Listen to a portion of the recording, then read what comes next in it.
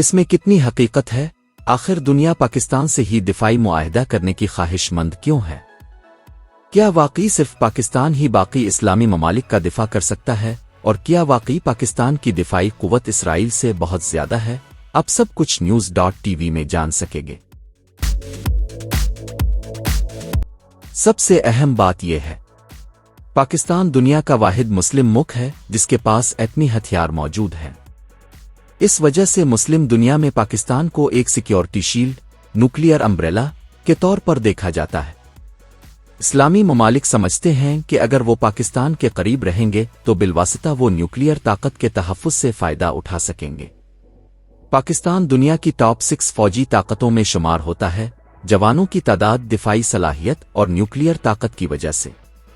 پاکستانی فوج کو دہشت گردی کے خلاف آپریشنز، کشمیر بارڈر اور افغانستان بارڈر پر مسلسل جنگی تجربہ ہے۔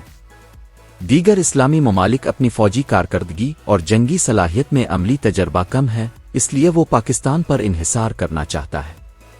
اسلامی دنیا کے پاس جدید اسلحہ ضرور ہے، لیکن اپنی فوجی افرادی قوت اور دفاعی حکمت عملی میں کمزوریاں ہیں۔ ماضی میں دیگر ممالک کے ساتھ جنگ میں بھی دیکھا گیا کہ جدید اسلحہ ہونے کے باوجود فوج مؤثر کارکردگی نہیں دکھا سکی۔ اسی لیے اسلامی ممالک پاکستان جیسے تجربہ کار ملک کے ساتھ شراکت داری چاہتا ہے۔ مشرق وسطیٰ میں ایران، ترکی، اسرائیل جیسے ممالک کا اثر بڑھ رہا ہے۔ اسلامی دنیا کے کسی ایسے ملک کے پاس ایک ایسا دفاعی اتحادی ہو جو طاقت کے توازن میں اسے مضبوط رکھے۔